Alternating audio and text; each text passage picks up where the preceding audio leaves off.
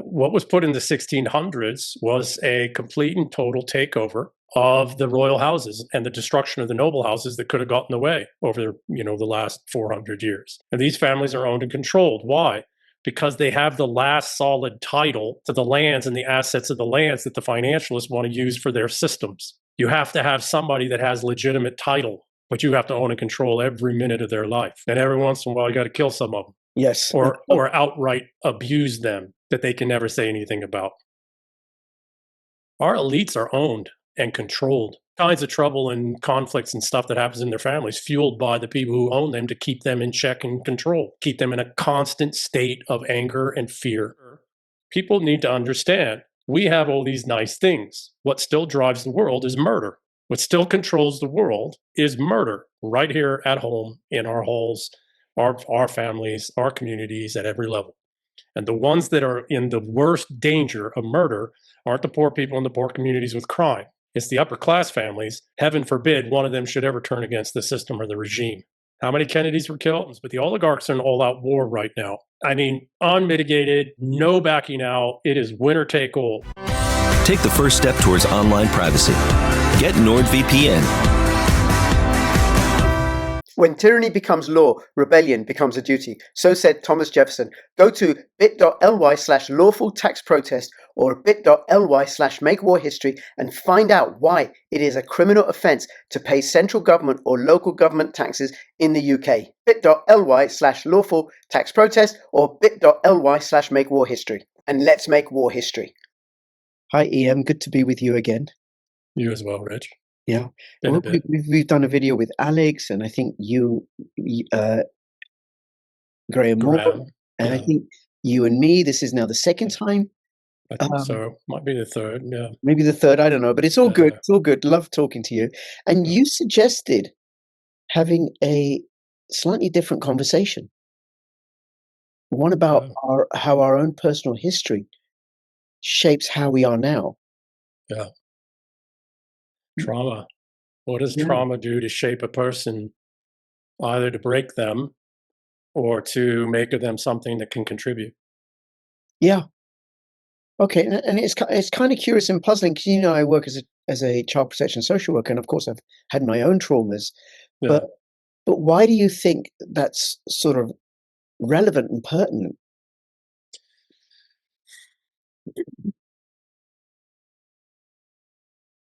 We have all these conversations about these very, very high level things, in my case, going back hundreds of years, the sport of kings, the great game, the eternal war, the infinite game.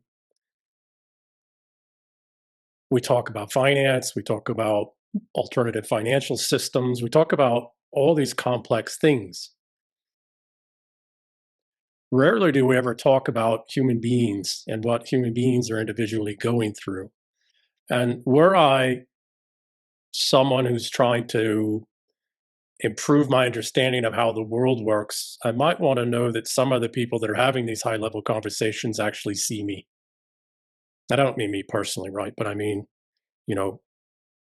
if we're going to impact this oligarch system transition, we have to make sure that the human stays as the pinnacle of what that system should be pursuing is humanism. Right. And to do that, these oligarchs that are transitioning need to know that they've got a good substantive number of the people behind them. And in order for the people to get behind them, they need to know that at least us who are, have some voice out there and who are having these conversations, that we see them. We understand. Maybe even some of us have been through some of our own really difficult things that help shape us into who we are. Okay, yeah. And I think there's something about being responsible for what's happened to us. And that's distinct from being at blame. Yes. There are things that have happened to me as a kid, things that I'm sure that have happened to you as a kid, things that, things happen to us as kids. Yeah. And that somehow we got to take ownership of those events, but without blaming ourselves, which I think happens too often. Yeah. I mean, blaming is one part of it. The other part is falling into the victimhood mindset. And those are maybe somewhat slightly different. I think at some point, I don't think I know personally from my own early life that at a certain point, you're responsible for who and what you are, not something that happened when you were a child. Yeah. And even if you've put yourself repetitively into the situation where that particular type of abuse and trauma continues, you're still responsible for that. At a certain point, and I think this is one of the big problems we have in modern society is we don't have manhood and womanhood rituals anymore, so that we know there's a clear distinction of, okay, from here forward, you're responsible for you as an adult. Yeah, Ian, I'm going to suggest something, right? Yeah. At the risk of offending you, I mean well, Yeah. right? Yeah. But one of the things I haven't told you, as well as social work, I do a lot of voluntary work, and I've done a lot of work in the personal development arena. So just say what you said again, but use the personal pronoun. I Try don't it. think I quite understand the question. So you said that you're responsible for how we react. I'm saying I I'm see. responsible. So try saying I'm responsible for how I Yeah, respond. well, so I'm not sure this is a counseling session, but I am responsible. And I realized when I was very young, because I had no other choice, I had to raise myself and my brother from the time I was a little kid, my younger brother. So at a very early age, I realized I'm responsible. Now, I'm not responsible for all this other stuff that's happening. I have nothing to do, F all that I can do about that. But how I respond to it and how I make it through the day, I am responsible for. And I've always held that. Yeah. Unfortunately, my kid brother didn't. He got to drugs early, got into prison for violence very early, and was dead before he was 21 because he couldn't take responsibility for what was going on. He couldn't. And to be quite frank, the whole system and regime, even then, he was killed in 91, and all this started in the late 70s. Even back in the late 70s, the whole nanny state was already starting to develop. And the whole, concepts and ideas about, well, it's all your parents' fault because of this, this, and this, already that was working on him. Hmm. But for me personally, because I had to feed us and clean and get him to school and all this, and just a little kid myself, and do the same, or there would be hell to pay. I learned very on that I am responsible. What was the age difference between you and him? Just under 2 years. Wow. And do you want to say what happened? What your childhood was like? I don't want to be disrespectful of my mother, who's still alive. It was very hard for her. She went to private schools in Europe, and anybody who looks into those things knows what happens in those schools and how people get broken and conditioned. And she came out of there broken, and then her own family went to war with her over her inheritance and estate. And numerous times had her declared mentally incompetent. And at a certain point, it broke her. Right. Right. So I don't, even when I was young and all, when the schooling days stuff was all long past for her, but my mother's quite young when she had me, about 20. I mean, young in modern sense, right? Mm. So the school day stuff and all that was done, but the estate battle was still going on. I was there as a kid. I watched it, and so I knew she was going through horrible things. I watched it change her. And what do little boys do with their mothers? They want to love their mother. They want to help their mother. They want to protect their mother. It's like the deepest instinct in a healthy young boy. Yeah, absolutely, absolutely. I'm slightly frivolous, right? But it amplifies your point. So I think I've told you my wife, and by the way, those who are watching, this is going to be a deeply personal conversation on both our parts, right? Ian and I have already decided we're going to do it this way, and hopefully people watching can find themselves in what we're saying and as we share our own stories. So my wife is Christian. My father was Shia Muslim. My mother was Sunni Muslim. They were both miserable together. Mm. And my wife and I went to Quaker meetings for 10 years.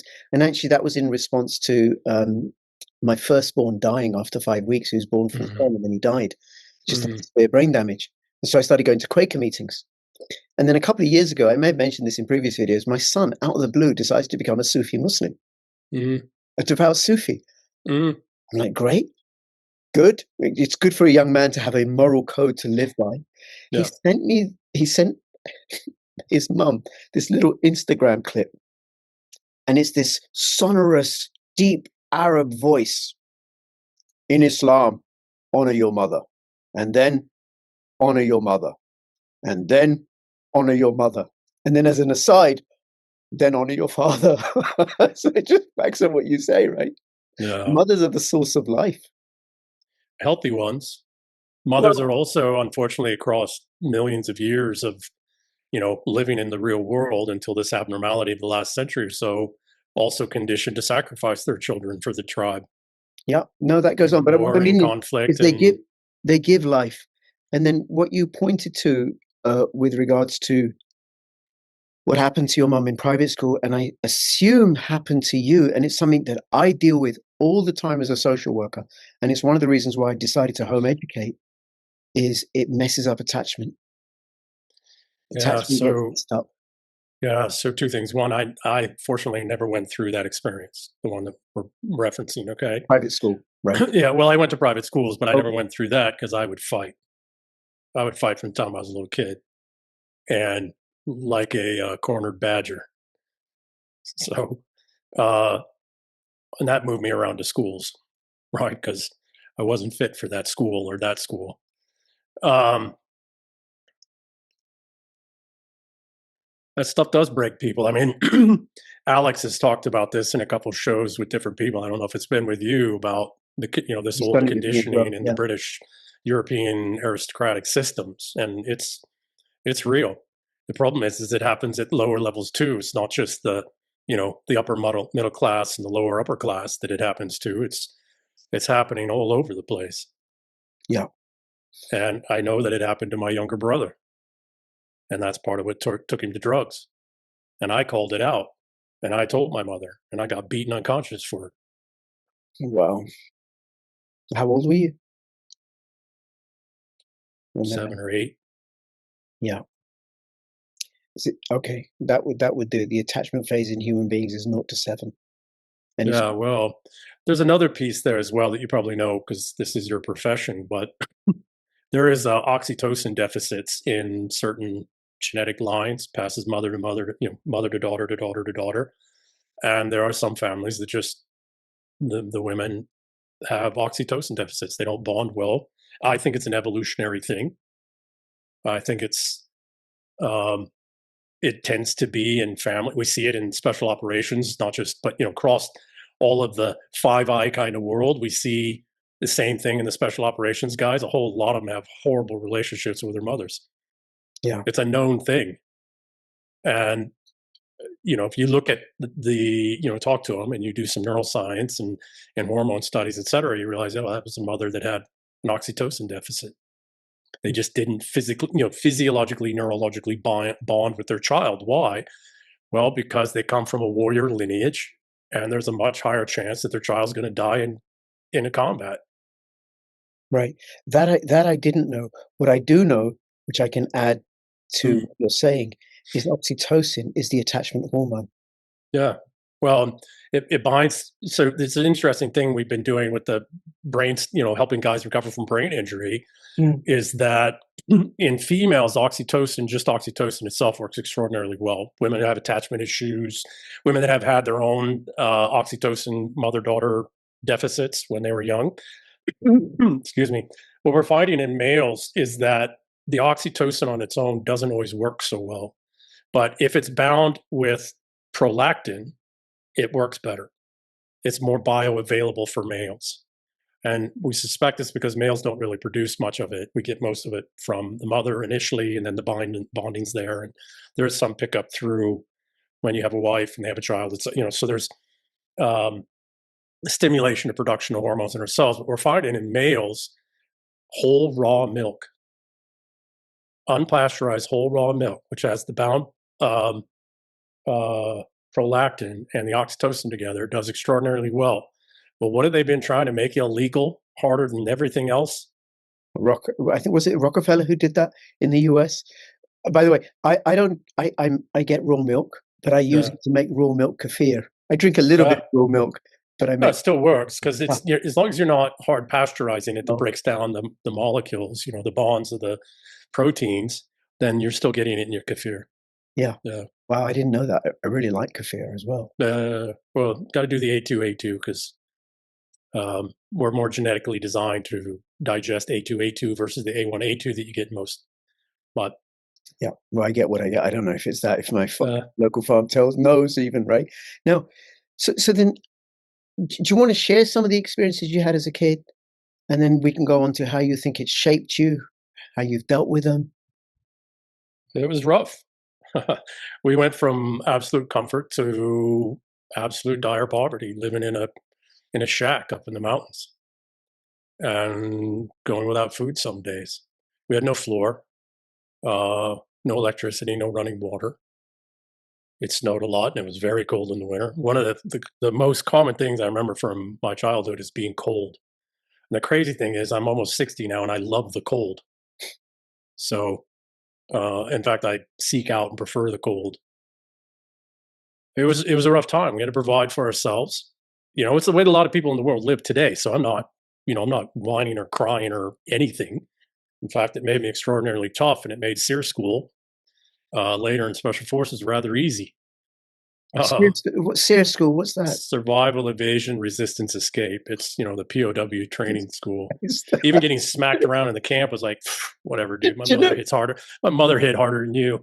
Yeah, you and I, in some respects, are at opposite ends of the scale, right? I'm a bloody social worker in a women's profession, taking care of little babies, right? And you're this. You spent some time as I'm going to put it this way, right? As a trained assassin, and here we are. We all got to work with our child trauma at one point in some way. That's right. Right? Didn't M and Bond say that the orphans always make the best ones? Right? About James. Yeah, no, it was about 8 years. It was very rough. I was in and out of care, state care. Care homes or my mother placements? I'm sorry? Foster placements or care foster homes? Yeah, foster homes. Those weren't with a couple exceptions, those were horrible. Foster homes are horrible. Usually they're uber religious people. And this is back in the 70s into the early 80s. Those my experiences with those families was absolutely predominantly horrible. All Christian families. Right. And I'm not, attacking Christianity for that because, whatever, but they were all uber Christian families and they were horrible. In and out of care. And then when I was 14, they finally took me for good because I had told her she wasn't going to beat me for the first time. I had reached 6 foot tall and said no. And the next day she said, take him or I'll kill him. And they took me. My brother stayed. I tried to get him out. Had options to do that. He chose not to. And ended up dead. So I don't blame my mother for anything. I haven't been angry or upset at my mother since I was young. I understood, right? I also understood I had to get out of there. Yeah. And I stayed as long as I did and put up with things as long as I did because I felt responsible for my little brother. And I think a lot of people do that in a lot of places in life at a lot of ages. They stick around in something that's really unhealthy because there's some other individual in that relationship that they feel obligations to. And I think in many ways, that's what we're doing with society right now. As a whole, we're all sticking around in this abusive thing because we've got people in it that we care about that can't see their way out yet. That's very good. I've never thought of it that way. I mean, I do my analysis through fractal, but it is, I do come across older siblings who will stay around to be protective over their younger siblings, to warn them. So it might be, I can see how you and I on a larger scale are doing the same thing, warning others. Yeah. Yeah. That the impetus for the conversation is exactly, and I appreciate you taking it on. And what happened, what I went through as a child, it cost my older brother, my younger brother, their lives before either one was, younger was before he was 21, the older one before he was 25. he went down a different path. He was adopted at birth by another member of the family, great grandparent, very well off. He inherited a bunch of money, too young, and drug himself to death because he didn't have any connection, no bond, and quite honestly, the families. My great grandmother was a later marriage of my great grandfather, much later, so she wasn't genetic heritage, but there's a pretty serious oxytocin deficit in the matrilineal line of my family that goes back a very long ways, and it's the way in a lot of these matriarchal families, by the way. A lot of these wealthy, upper crust, upper middle class, upper crust people. A lot of it, you'll see a lot of it. You look closely, but society is going through all of that. The elites are all dealing with chaos, and they're all at war with one another constantly. They're all trying to screw each other out of estates and wealth, or trying to defend against on the other side. And humanity's caught up in all of that. They're all stuck in it.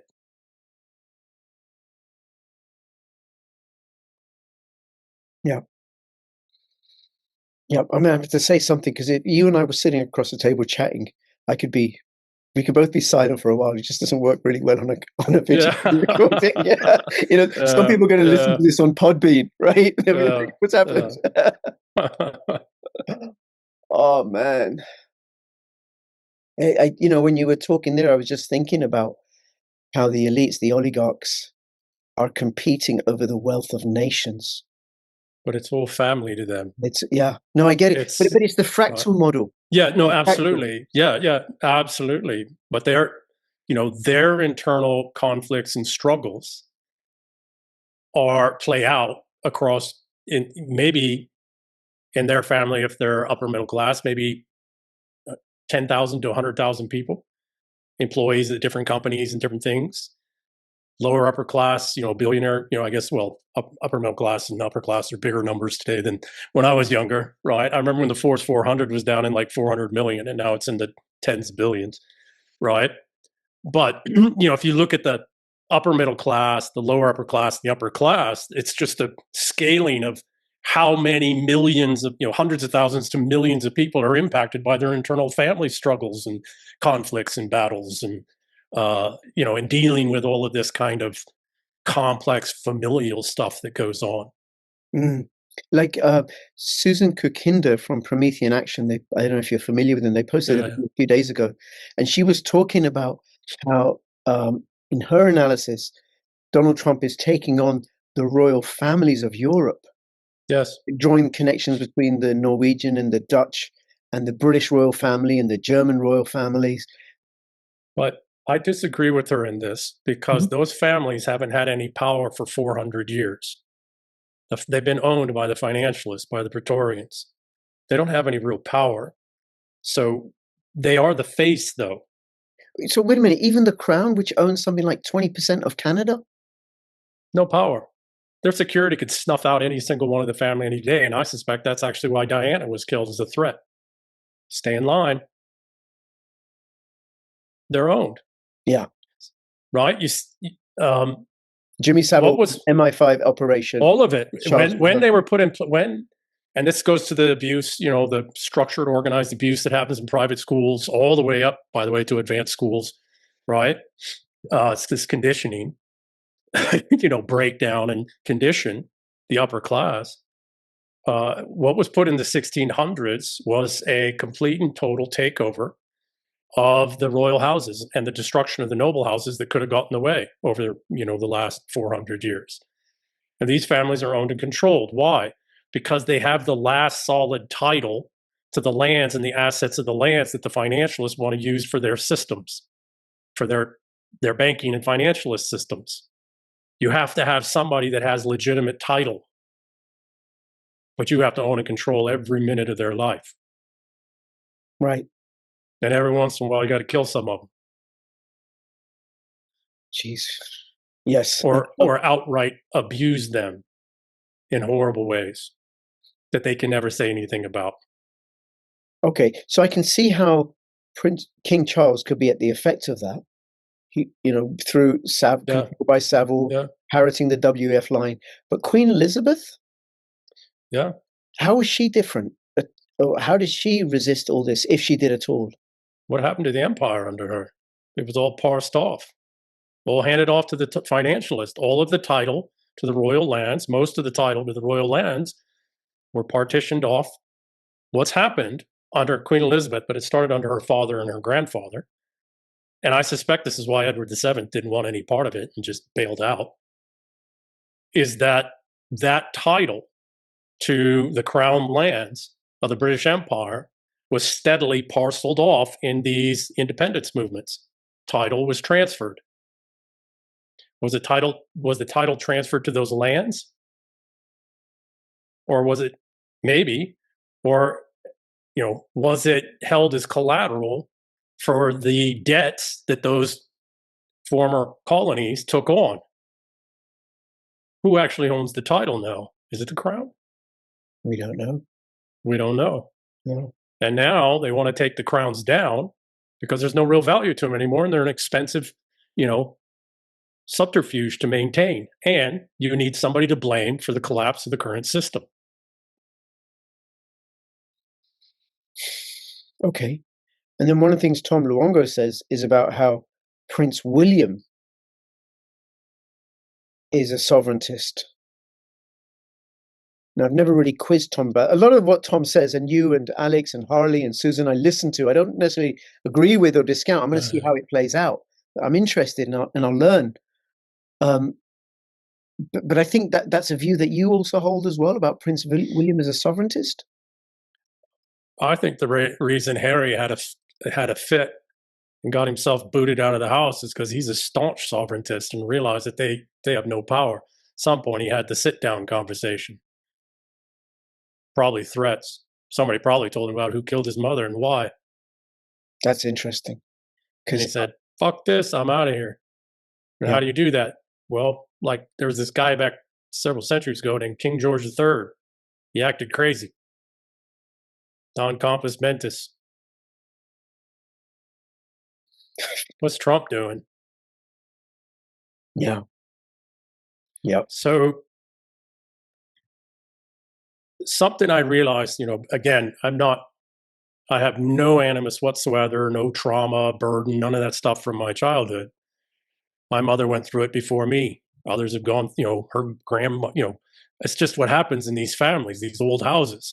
I get it now. If you can't survive that, you shouldn't have any control over the assets of the family. So with respect to, so this is why these families are horrible with one another.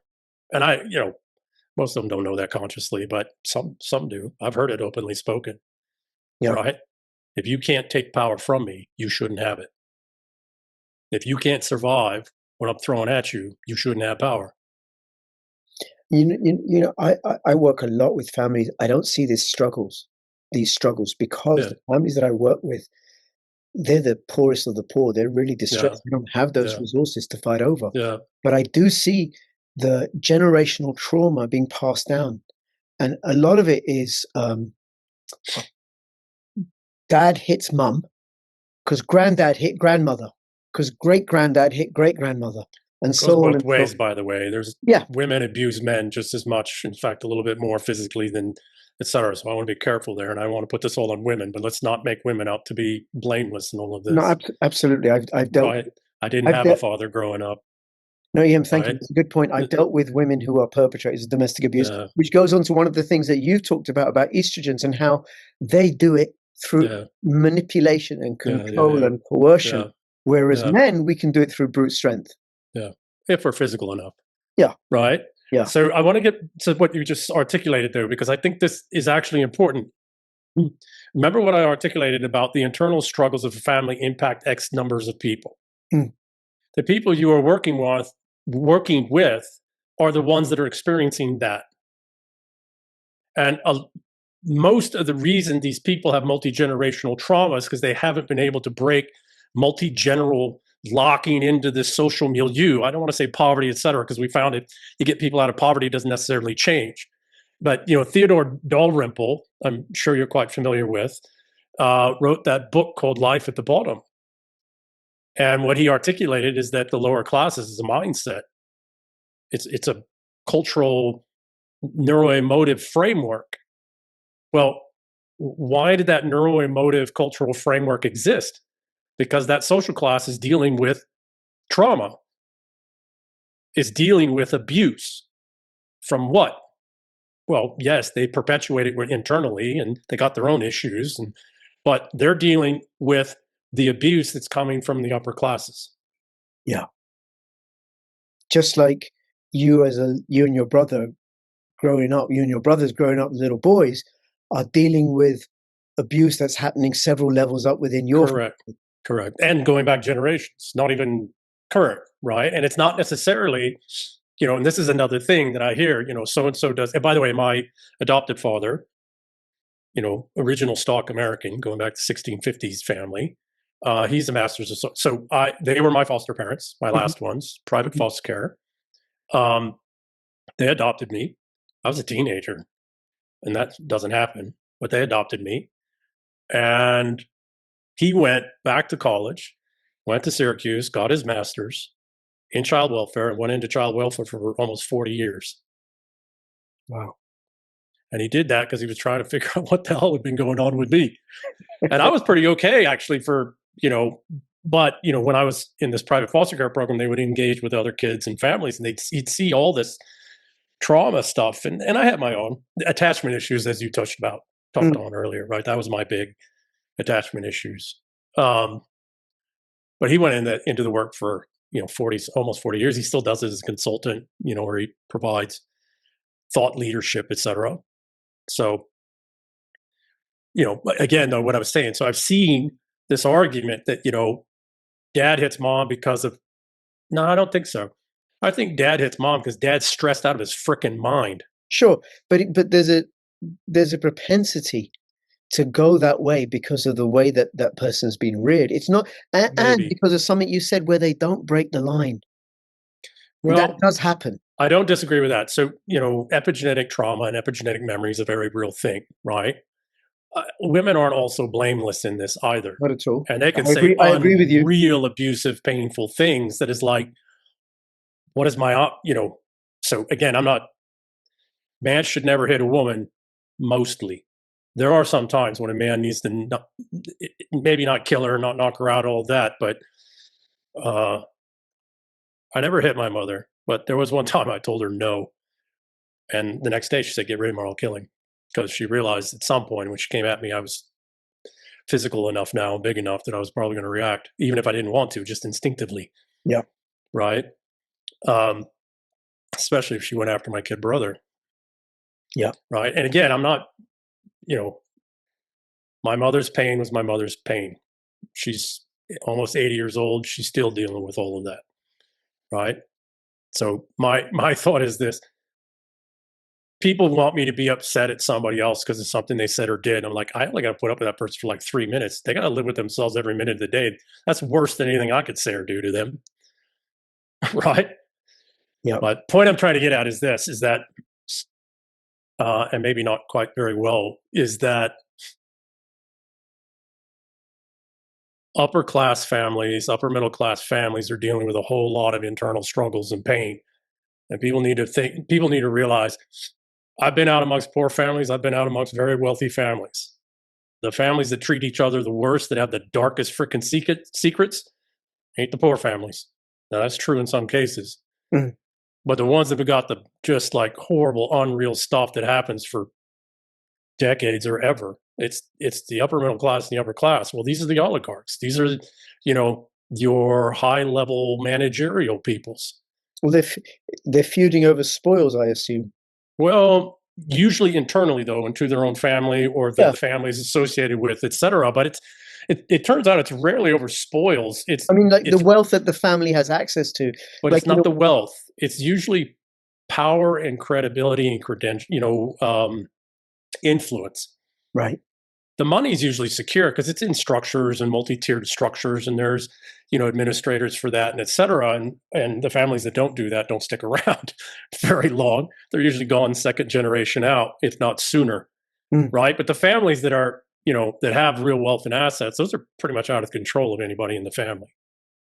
I mean, it would take something pretty serious. So it's not about that. And that's all done and has to be done that way. Honestly, the problems that they have is, you did this and you did that and you said this and you said that. It's influence and it's relationships and it's abuse and it's just human beings being human beings, but with a lot more resources and a lot more assets and a lot more ability to be really pissed off and mean about it. Okay. And then that just trickles down to all of the right. Yeah, that makes complete sense because as you're talking, I'm thinking of Parliament, where the struggle really is for influence and the direction that body will go in. And I imagine it's the same in all other bodies, and including these rich families that you're talking about. Which direction are we going?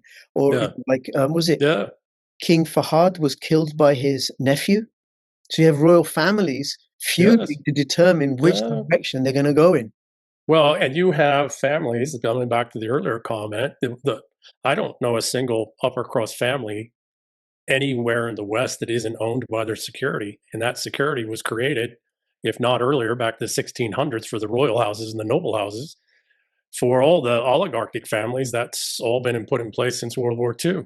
You can't get a job as a head of security for a family if you don't come from a very small number of organizations. And you don't get recommended to that job and you don't pass, very rigorous backgrounds. Our elites are owned and controlled.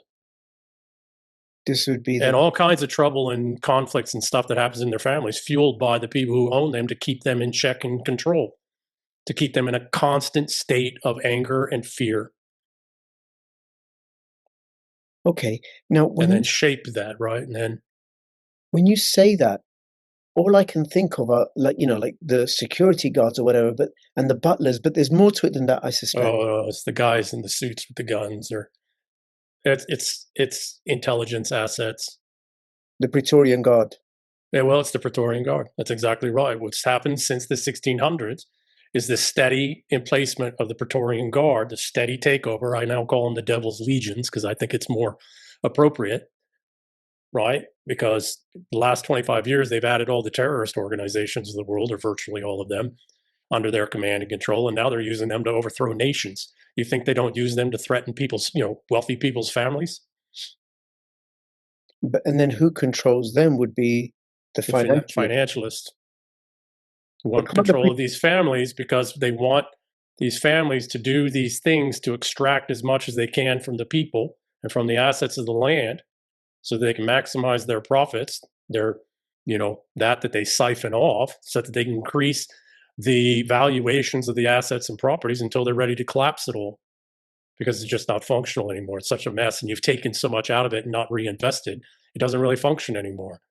Or even more scary for them, you start getting a number of families that figure out how to subtly make sure that their security teams and their intelligence teams are their own and secure enough of the core of the family, and then figure out how to work maybe over several generations to get their assets in such structures that they can't be seized. And then they start to work against the Praetorians. Because, by the way, that happened, again, in Rome. That's how the Praetorians were ended. They didn't just go away. They were drawn out and they were defeated in a battle. That took over a century to prepare. I think that's what's been happening with the assassination of the Kennedys, is the oligarchs realize we have got to defeat this thing. Okay. And because as you're talking, I'm thinking about Donald Trump, because he has his own security detail. Yeah, that pluses up the Secret Service. Yeah. Okay. They still almost got to it. Yeah. Twice. But the Praetorians, why can't the Praetorians turn on the financialists? They're psychopaths. The Praetorians want the paycheck. So here's the thing people need to understand. The book I wrote, The Eternal War, a lot of these people are abused. Back to the beginning of this conversation, a lot of these people are abused when they were young, and they never dealt with that trauma. And they turned it to wrath and rage.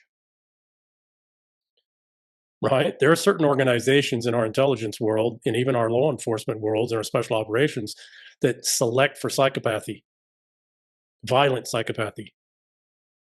Jeez. And then it channels it.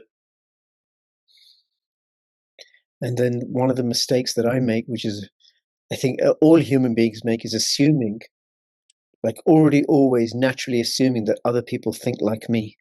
Like how Yeah. can the police officer just stomp on, arresting old women for holding, grannies for holding I support Palestine action signs. How can they do that? 'Cause I wouldn't do that.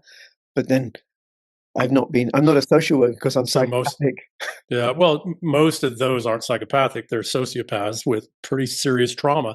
And this is actually, you are a social work, so I don't know if you came across this, but there was work done, psychology work, pretty good psychology work done in the 70s and 80s on the propensity of people who were bullied to go into law enforcement because they can wear a gun and a badge and bully others. Yeah. Now it's almost out of control, Yeah. right? Because you have a lot of those, or a good number of those people now on the resentful side, as I say in the book, The Eternal War, they go in and become prosecutors and judges. And here in the United States, district attorneys. They just want to hurt people. So they go into where if I want to hurt people and I want to get away with it, and I want to do it legally, what do I do? And then within social work, people become social workers because they want to rescue people because no one was there to rescue them from their own trauma. But you also get people in social work who want to hurt people, and you get people as teachers who want to hurt kids because they hate kids, and right. So it's this constant. I think one of the things to take away from this conversation is that people need to we as a people need to realize that people at every level of society are dealing with some pretty seriously fucked up shit, either in the past or current, and for various reasons, mostly because it's not your business or because if anybody finds out, it's going to destroy me out there in the world. So most of us don't know. And then at the top in the highest levels, and then in some of the managerial levels and support levels where people are involved in some things, they can't say anything. They'll be dead. The kid will get killed in a car accident. Yeah. Right? Murder, people need to understand. We have all these nice things. What still drives the world is murder. What still controls the world is murder right here at home, in our halls, our families, our communities at every level. And the ones that are in the worst danger of murder aren't the poor people in the poor communities with crime. It's the upper class families. Heaven forbid one of them should ever turn against the system or the regime. How many Kennedys were killed?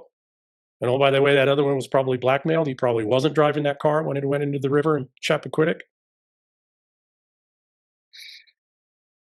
Okay. Then how come you didn't end up as a psychopath or a sociopath? Unless you are one, Ian. No, on the videos. I've wondered this question. I had a psychologist girlfriend once upon a time. She's like, according, I think it was the DSM-4 at the time or DSM-5. She's like, according to this, you should be a psychopath. You got all the little buttons. No, I just so first off, they say, psychopathy is born, sociopathy is made. I don't think that's, I think with some exceptions, somebody can be driven to sociopathic-like behaviors. But I just genuinely back to the eternal war and resentfuls. I just really suspect that a large number of these people are born this way. Okay. And we used to weed them out, by bullying or just killing them when they were younger because, that's the way somebody was a predator in our community, somebody would just kill them. Yeah. And after, we did away with all of that and we vilify anybody who does that and puts the good guy in jail now.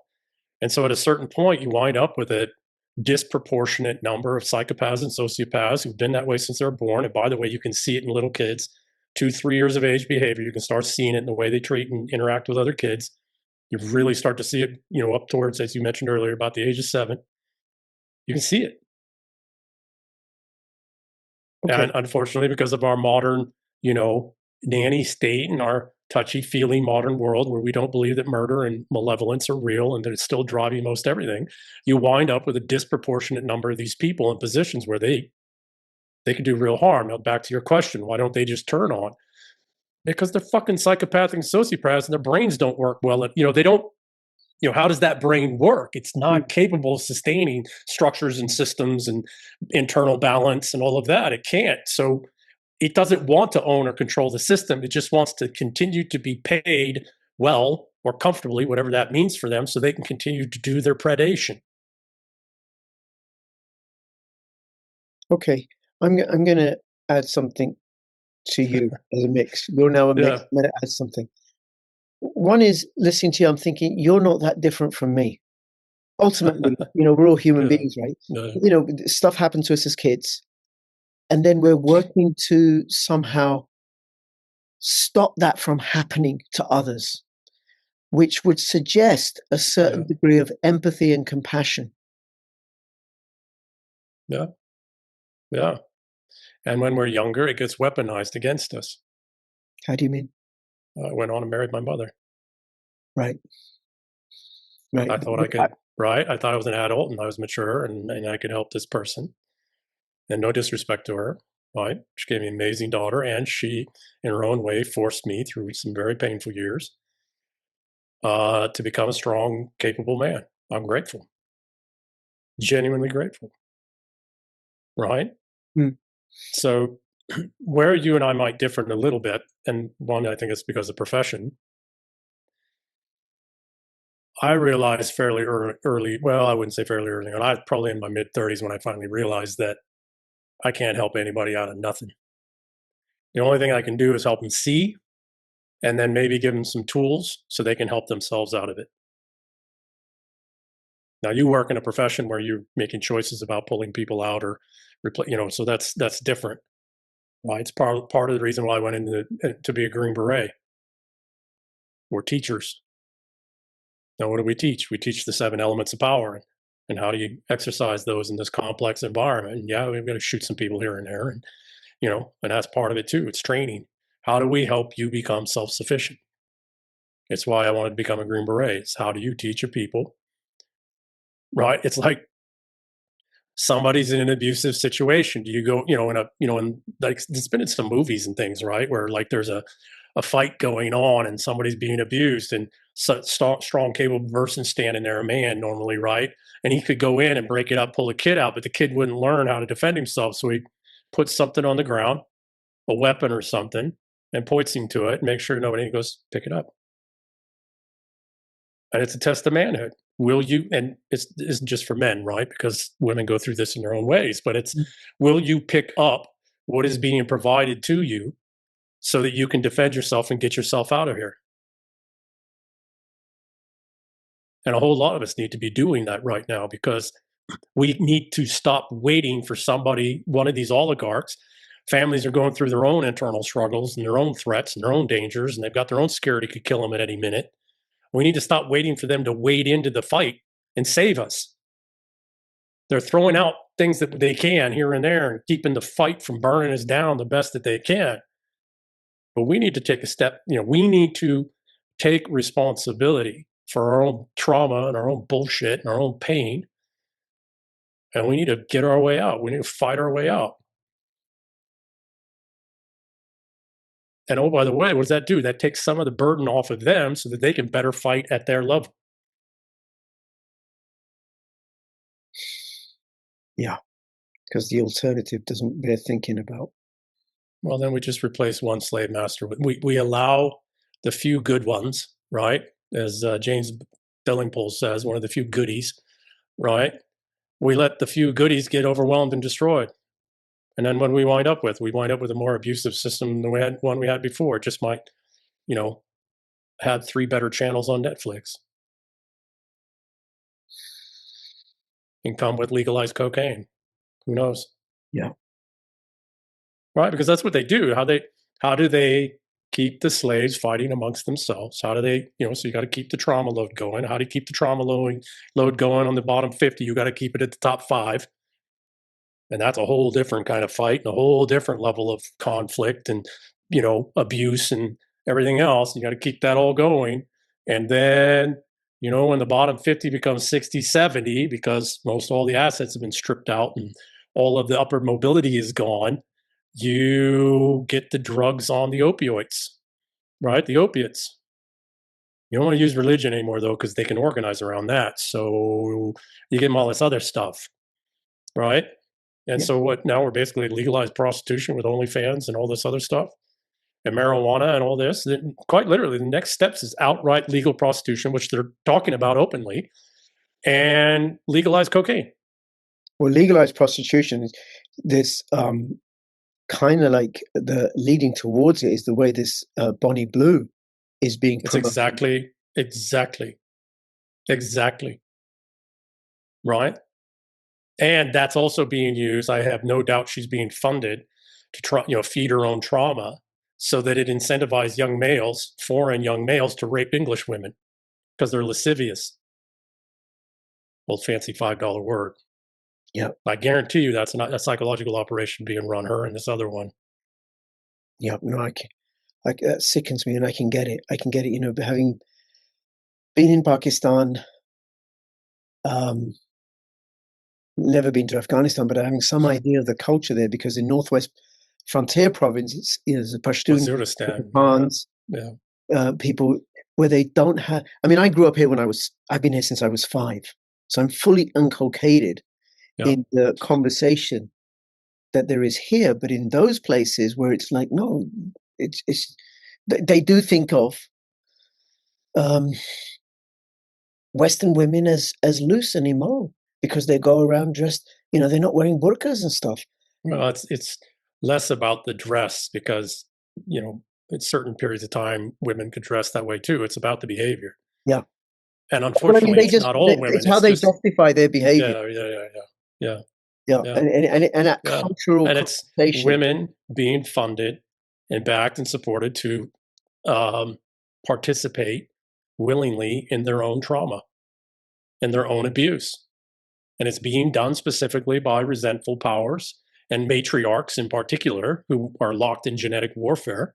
Sure don't want some poor girl to have a 180 IQ son or daughter, generally a son, who rises up in the systems and becomes a disruptor to that matriarch's family in some industry or some power structure. So better keep those random genetics from happening. Which also, on a fractal scale, larger scale, has me thinking about the trans agenda. Oh, absolutely. That's another war against women. Yes. And it fucks people up. Yeah, well, and they need the violence, because what they found is they found that if you do all of these movies and all these ideas that a woman who weighs $105, if you know that term, right, 105 pounds, right, that a woman who weighs $105 can take down a highly trained 230-pound dude. It's like, lady, unless you're highly trained, I know 105-pound boys that'll take you down pretty easy. The physicality is that much different. So they pumped all this stuff about women being all these badass fighters and all this other kind of stuff. And then they put them in war, put them in conflict. Turns out, no, you can't beat the men that way. So, and males, testosterone, naturally, with some exceptions, and guys that got brain injuries or guys that are just, don't have neuroemotive regulatory capability deficit, they have neuroemotive deficits from the time they're little, right? The marshmallow test, right? You're always going to deal with those. But for the most part, males downregulate and calm shit down. It's like, I don't want to fight because I don't know if I can take that guy. And I can probably take that guy, but that's going to hurt. And I can take that guy, but then everybody's going to turn on me because he's a little shit, right? So it's like, I'm going to calm everything down. Well, you pump XY chromosome people full of estrogen. Now you got male physicality willing to do violence because it doesn't have the necessary testosterone to downregulate that amount of estrogen in its body. It's the same thing with bodybuilders and people taking steroids. They're always on roid rage when they're off the roids, because what's happening? Their estrogen levels spike. Right. And then I'm thinking about animal predators, leopards and lions. They don't want to get hurt. No. They don't want to get hurt. They want to stay safe. No. Even bears, who are pretty badass, even bears will back away. Even bears will be careful, right? Unless they're really hungry or they feel right? Yeah, no. Predators, natural predators are very careful. Look at wolves in particular. Wolves are very careful. Lions, right? Apex predators are still very careful. Well, most men, again, we've always got men that are born who failed the marshmallow test, right?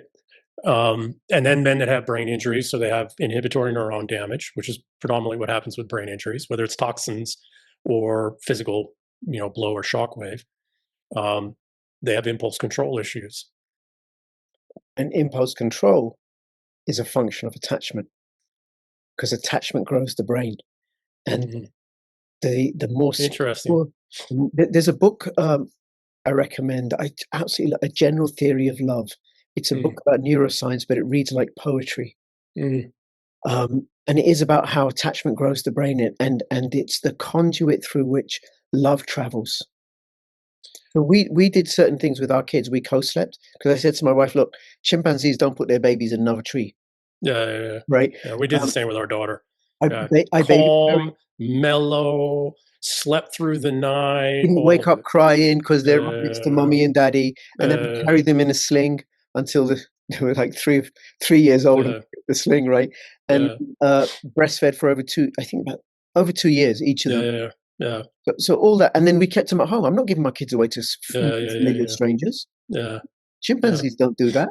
yeah, yeah. Or So gorillas. all I'm that more of stuff. a gorilla than a chimp. Well, actually, there's something else, right? I think you write so well, and you speak so well, and for Mm, me, forgive me if this seems patronizing or rude or mm, belittling in any way, right? But the demographic that I work with as a social worker are really poor, distressed families. They're the ones yeah, that I end up playing. I mean, given the parts of the where I practice social work, I've practiced social work in really rich areas as well, right? But not so much. mm. But then how come, you write so well? From the little that I know of your career, you've done so well. You're a published author. I love having you on. But you had this fucked up childhood. What did you do to bridge that gap? I So two pieces. One, the first almost 6 years of my life were not in this the battle of my mother with her own family got steadily worse over time, and she was steadily destroyed over time.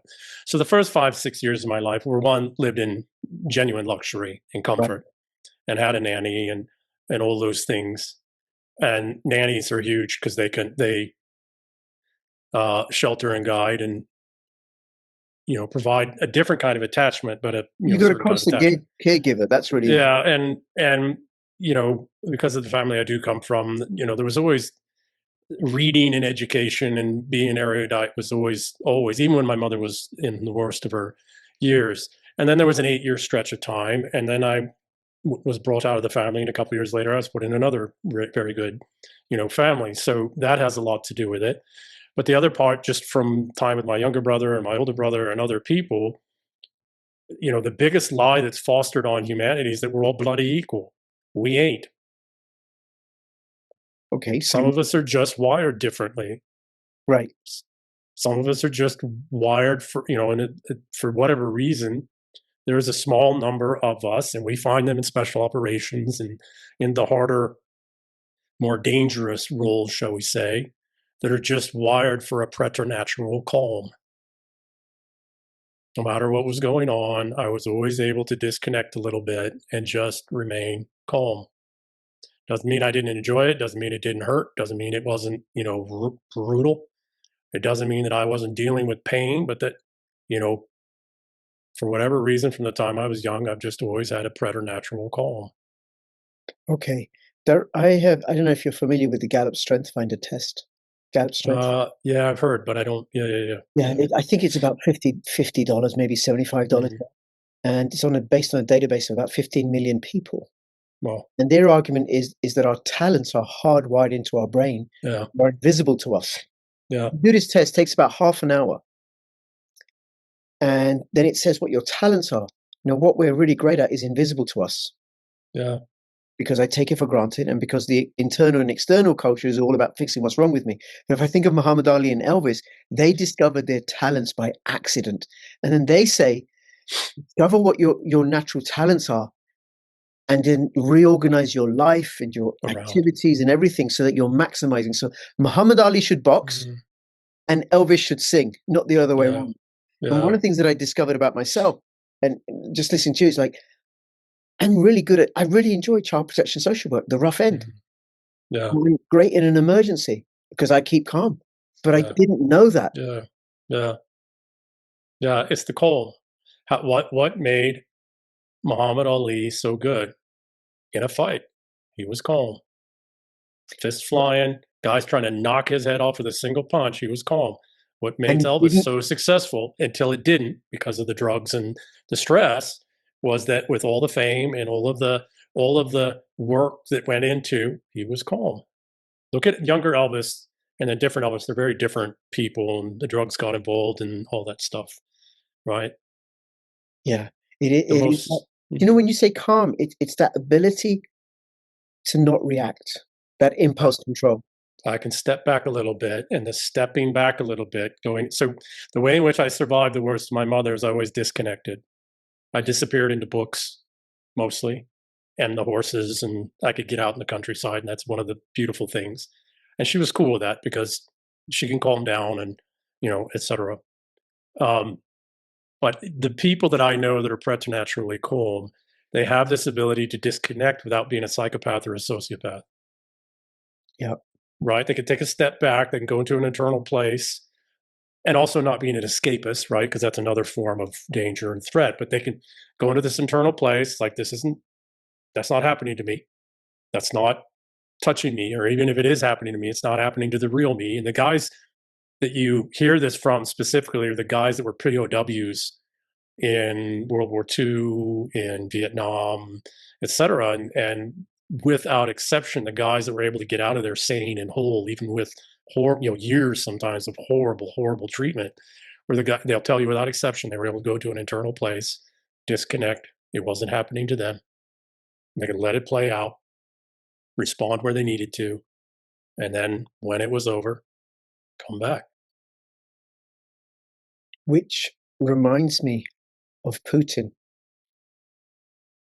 like how he plays.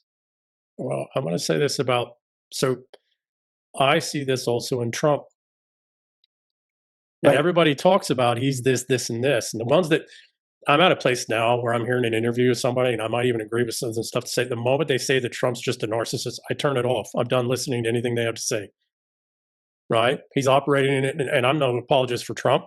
I don't know the man, but nothing I see is narcissistic behavior. What I'm seeing is a guy operating in an impossible environment where 1,000 people are trying to convince us of who and what he is. And he's got to hold steady of, no, this is who I am. And oh, by the way, it's all over the place. But So you can't trap me there. Mm-hmm. that reminds me of Muhammad Ali. His first fight against Tyson. Yes. Was it? Not Tyson. Sonny Liston. Sonny Liston. Yeah. Shame on me, right? But Yeah. the way he acted crazy in order to disarm Liston, who didn't know what he was dealing with. So you can't pigeonhole me. So you can't put me in a position and think that you can figure me out. You want to know another one who did this well in the MMA world was Conor McGregor. Interesting. Same thing. I've never watched. A little bit more. I've never watched Conor McGregor in MMA. Oh, he's a great fighter, right? And until I have got hit in the head. I have DM'd him, and I have sent him a message asking him to come on for an interview. Given what's happening in Ireland. I mean, at a certain point, he'd been hit in the head enough, like any real fighter, that inhibitory neuron damage takes over, and now you've got impulse control stuff. But before that, he was at. Every once in a while, he would show you, same as Trump does. Every once in a while, show you, no, I'm still here. I'm still right here. Yeah. Right. Just like Muhammad Ali did. Yeah. So I think this is something that goes back to society, though, writ large, that we need to is we are going through a transition period that happens about every 400 years. Mm-hmm. And the oligarchs, the factions of the oligarchy, and there's three majors, and then, adjuncts of each of those, they're locked in all-out war, winner take all. And people are dying all over the place and getting destroyed all over the place. What's that? They're at war with each other. They're at war with each other. It's an all-out war, and the three factions are at all-out war. Now, the Marxist one is pretty much losing. Now it's between the fascist one, Nazi one, and the responsibles. They're at all-out war. And then you've got 3-4 other factions within each of those that are all jockeying for their piece, right? And they're dirty, and causing all kinds of problems. But the oligarchs are in all-out war right now. Unmitigated, no backing out. It is winner take all. Okay. And we need to accept that and take a step back and disconnect a little bit and not get emotionally attached to it. We need to remain a little calm. impulse control. Now, I accept Yes. what you're saying out of my regard for you, Yeah. but what's the evidence for this? How do you know these oligarchs? What are their factions? Is it China, Russia versus the US? No. That's not how the oligarchs don't break down by country. Oligarchs break down by neurological, ideological conceptualization. They cross borders. That's why they're trying to do away with the nation state. It's no longer valid to them. It's an expense. It's a ludicrous expense that's now dangerous and turned on them. Right? It's a pit bull that's become, it's bit the hand of the master one too many times. And now the master wants to put it down. No, these oligarchs, as I wrote about in the book, The Eternal War, they break down into three primary categories, then just subgroupings. It's your Marxist. These are people that want to burn everything to the ground so that they can build their, insane utopia. WEF. And that's really what it is. It's the world in which the insane rule. Right. The WEF would be one. Oh yeah, that's the Marxists, that's etc. The other one is, fascist, but really it's the Nazis, and they don't want to burn it all down. They want to control it all so they can bring about their techno-utopia, their control utopia. European Union fits that model? European Union is square in that. We got some of our oligarchs here in the US, we got some there in the UK, right? And then the third one is the responsibles, and they're only loosely a faction, but they are the humanists. They're the ones that aren't trying to control everything. They're the ones that realize you need the constructive destruction and chaos of humanity to make all this stuff possible. Because we keep trying the Marxist one and we keep trying the Nazi one, going back way before Marxists and Nazis, by the way, and they don't work. They don't work at the small scale and they don't work at the large scale. And so the responsibles really are only a faction in that they're in staunch opposition to these two resentful factions. And then there's subsets of each. The responsibles, and I'm not saying that this is one, right, but could be represented by Russia, perhaps. Correct. Right now, under its current, yes, China. Right.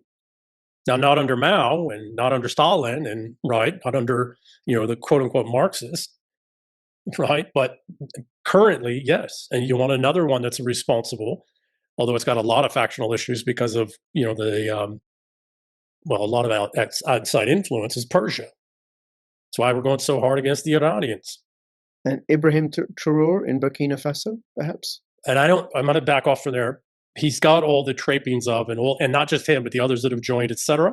Looks like I don't know enough about that one, so I'm not saying these are, but looking for examples of them. He looks all the signs of all of the things that they're doing for Burkina Faso, and now there's a group of 4 or 5 nations that will come together. That all looks like responsibles. Now the problem is that in the next iteration of the oligarch power structure, so some places the oligarch power structure turns over relatively quickly, 40, 50 years, maybe 80 to 100 years. In the English-speaking world and most of the Western European world, I don't know about Western Europe, I haven't really studied, but in the English-speaking world, which is now the whole Commonwealth and all the former major colonies, et cetera, it's every 400 years. Like clockwork. We go through this massive all-out oligarch fight where they put in place a new oligarchic system because one of those 3 factions won. Right. Well, the faction that won 400 years ago was the Nazis. But it can't be sustained anymore unless they go to a whole other level of totalitarian control. And I don't know, which they talk about. They openly talk about it, right? They're trying to roll it out there in the United Kingdom in different ways, in different places. I don't think it's going to work because while the Matrix movies were actually a psyop to get you to actually bow to the machine, right? There's all 3 Matrix movies about humanity, and in the end, what does he do? He bows to the machine. That's what the movies were all about. And then now, where are those 2 guys now? They're freaking trannies. The script writers, yes. Okay, so Ian, please, dear God, the message to Joel and Ethan Cohen: don't do that. All right, yeah, his men, stay his men. Yes, yeah. So, point being is that the Nazis won. The fascist total control guys won 400 years ago, and now they're at the full extent of that control, and it's all breaking down because those two resentful factions, the fascist Nazis and the Marxist communists, and whatever they were called before, Fabians or this or that, or who the hell cares, right? In today's world, we know them best as that.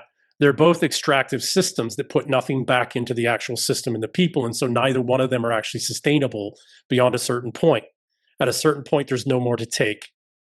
And there's no more lies you can tell that people will believe you and support what you're doing anymore.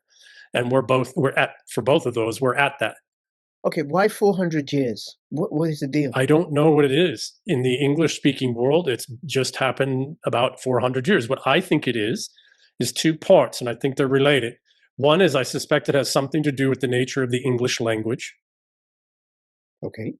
And you can develop, and how literate the English-speaking peoples have been for a very long time.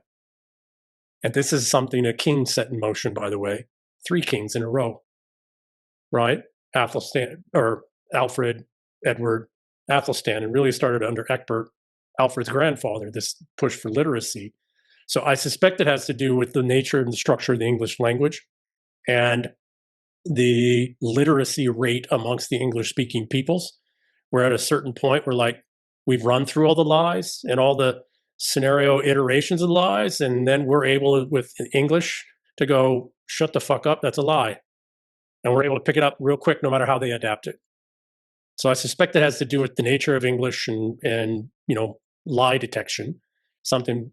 I also suspect it has something to do biophysiologically. Like a certain number of generations, like a sort of half-life, a decay. Yeah. And I think what it is the burnout in neurotransmitters and neuromodulators. I think the system, what it does is it's exhaustion. I think what happens is the control systems, right? The maintenance of the overhead of just living in this ever more complex society gets so exhausting that we just check out of it because we can't produce the norepinephrine, serotonin, and dopamine in the levels necessary to keep our brains functioning at this highly complex level and live. Okay, fascinating, mind-boggling, right? And I'm thinking of somebody sets up a business, a really great innovative business, and it flourishes, and then they pass it on to their kid. Yeah, the rule of 4. And the kid runs it, but it isn't usually it's not as successful because the same conversation, the same discourse, the same energy that created it is absent. Yeah, or I want to give another piece. It's rarely that the energy is absent. That's sometimes. But probably 80%, mostly 80% of the time, it's that in order to sustain, because entropy is a very real thing, right? Everything in every scale from base physics all the way up is trying to go to the lowest energy levels possible, so the lowest homeostatic energy levels possible. So if you're building something great in a single generation, the next generation is going to have to do something half again or twice as great just to sustain what was built. So it's not, and what was built takes an immense amount of overhead to sustain. It's not like I build it, it's there, right? Good. No. As the first generation builds it, in this case, and 400 years is what? 4 long generations. 4 long, the lives of 4 people, right? 4 long-lived peoples, 400 years. Still the rule of 4, very much what you're saying. But point being is that, yes, you do have probably 20% that just don't have the capacity to sustain what was even built. But it's not about sustaining what's built, which is immensely complex. It's not as simple as when it was first started. Now it's a thing, and it's a complex thing that requires an immense amount of complexity to maintain. The problem is that in order for it to actually sustain, you have to keep growing it at a certain rate, which requires even more capabilities, even more leadership, even more guidance, even more capabilities. Well, over 3-4 generations, the ability to, and what they say is if the first generation adds to it and the second generation sustains, by the 4th generation, it should be stable. It's not always, of course, right? Because the 3rd generation come in and cock it up, seriously. But point being is that at a certain point, it becomes somewhat stable, but it's still always decaying. And to stop that rate of decay, you're going to have to put in more and more and more complexity across more and more and more domains to keep it going. Or after about, actually not or, so I can see parallels with that with the fiat monetary system. Correct. That it grows and grows and grows and grows and grows and grows and grows and grows and grows, and then it becomes too unwieldy, unable to be sustained. So then what the oligarchs do is they try and pull it all in. They collapse it. Take power to themselves. Yeah, well, they've already been doing that the whole time. Power's been naturally accumulating to them anyways.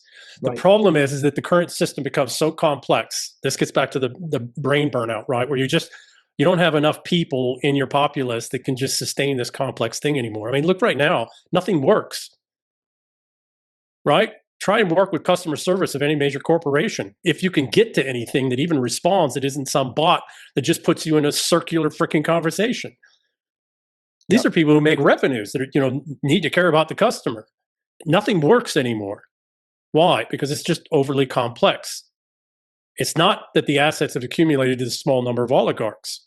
It's always been that way. It's just they're no more wealthy today than they've ever been proportionally. And right? And then their solution is to simplify it by culling 3/4 of the population. Well, that's the Marxist side of that's the Marxist faction. Give me a sec. And somewhat the Nazi, fascist faction, because they are ethno-oriented people. That might have a broader definition of ethno, but they're ethno-oriented people because they believe that you can't have a functioning system if you don't have it, a portfolio of related ethnicities at the core of it. Back to the conversation we're having, the problem that we have is across 400 years in the English-speaking world, we have a certain ramp up of complexity that seems to peak out about every 400 years. And we just can't go beyond. And everything that we do is based off of laws. So what is that? That's just all this complex legal structure. And the capital and money and revenues and all that's got to support it. It's right. The fiat doesn't run ahead of the structures. The structures are what grow and the fiat keeps up with that. And at some point, the laws themselves, the language itself that's necessary through all these contracts, all of the laws, all the adherence to the laws, all of this stuff just becomes so complex. Not even the smartest, most intelligent. This is why we have all these conversations. It just becomes so complex, it's not sustainable anymore. Now, what do the oligarchs tend to do? Well, they realize that's coming, and they go to war with each other because they have alternative strategies about what they replace it with. Some new level of complexity, some new complex system. In the book, The Eternal War, I call it artificial reality tunnels, right? It's the doctrinal line reality. They want to launch a new artificial reality tunnel. Well, I'm going to tell you the one that the borderline Nazi and responsibles factions, because these factions somewhat overlap each other, of course, right, is trying to do now. And it's in your name online. Cryptocurrency. Yep. That's the new transition, the new dramatic simplification into a new complex system that expand out. And I'll just use the example that can expand out to 19 decimal points of complexity. What is that 19 decimal points? Well, that's X to a number of, right? It just keeps going up. So it's X to the 19th. That's what that really equates to. So that's what they're trying to do because if they can't transition to another system that's simple-ish to understand, but immensely complex to begin with, and then it just goes from there for the next 400-year cycle of increasing complexity. These are called dissipative structures, by the way, in physics and chemistry. But if they can't do that, the structure in the system devolves in what's called a collapse. Now, collapses don't happen all of a sudden, it's gone, etc. When Charlemagne came into the city of Rome 300 years later, almost 400 years later, Rome was still there. Tens of thousands of people still lived and worked in Rome. There was still wealth. There was still nobles. There was still a senate, all of it. It just had pulled back to a degree of complexity collapse that it could sustain. Okay, like the British Empire, it became too large, too burdensome. Too complex. Yeah, and then what you're talking about, I'm reminded of what you said at the beginning of this conversation early on about what was happening in your family. Yes. That it sounds that was the end of empire. Yeah. What happened to my family was the end of empire. Yeah, it sounds a little bit like that at a fractal level going down. No, very good. Very, very good. That's exactly what happened. What happened to my family was the end of empire and the contraction of the family's wealth and assets. And there wasn't much of the family left because, it's not like they were having 4 or 5 kids. And it devolved into a conflict between, the oligarchs of my family. Which is happening in the Punjab, where land is being split up into smaller and smaller parcels Yeah, as families grow. And then that mechanism isn't sustainable anymore because, the farmland is so small now that it's not enough to sustain somebody's family. So it's subsidized. That's subsidized by the outside, so that now they have a soldiery willing in armies or in terrorist organizations to go out and take lands. Jeez, oh my gosh, the complexity. Because in contract law, going back 1,000 years plus, in contract law, your title indeed has no value if you can't physically defend possession. Well, in reality, you can't. If you can't physically defend possession, then who cares, right? That's just the deal. So what do we do? Is what is a society in a community? It's a collection of our defense of our title and property rights. But when that all gets too much stolen or too apothecated, right? Well, somebody's got a title on it. Somebody's got a claim on a claim on a claim on a claim on a claim of a title, of an actual fundamental title, right? All these derivatives.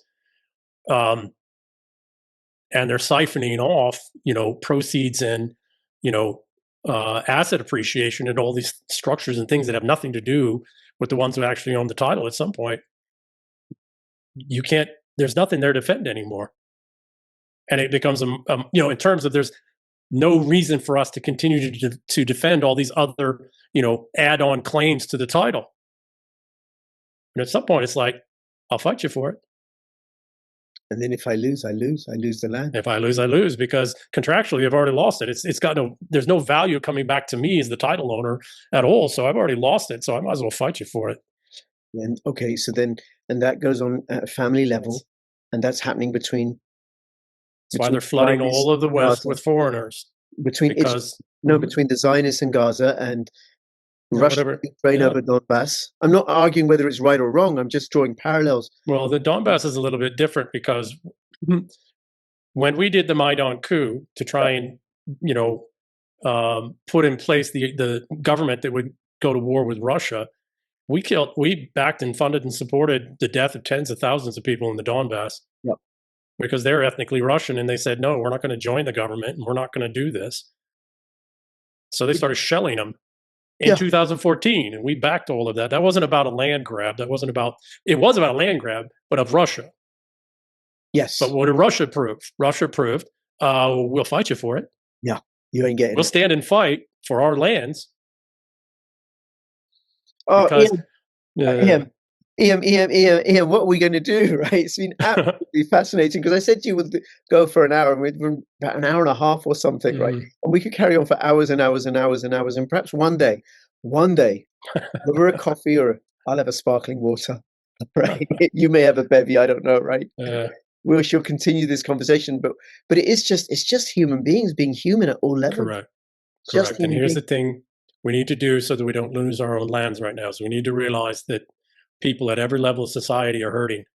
Yeah. And the stress level, the tension level, the chaos level, the strife, it's everywhere at every level of society. Yeah. And we need to not turn on each other right now, because we need each other, because they are quite literally trying to take our lands and our assets. And quite literally trying to kill us. And quite literally trying to kill us to be able to because you can't have somebody who has actual original title claim to the land come back at some point when they can't fight you for it and make a claim on that title. So we got to come together. Ian, thank you so much. Thank you. Really appreciate this. Everybody, please share and subscribe and pass this around and comment and like and do all that business. And by the way, if you're in the UK, or if you're in the European Union, or if you're anywhere, before it becomes illegal, get yourself a VPN. Well, if I might, make sure it's from the right source, because it turns out half the VPNs are Israeli that people are using, right? So be sure that the source of your VPN is a good quality, and the best one's one of these open VPNs or something else. Sentinel.co, decentralized open source. There you go. There you go. Ian, thank you so much. Thank you. Look forward to having you on again soon. Of course, Rich. Bye-bye. Yep. Is this you? Low energy, low libido, no get up and go? Boost your testosterone naturally and rev up your engine with Immense Boost. bit.ly/CryptoRichBoost and order your testosterone boost today.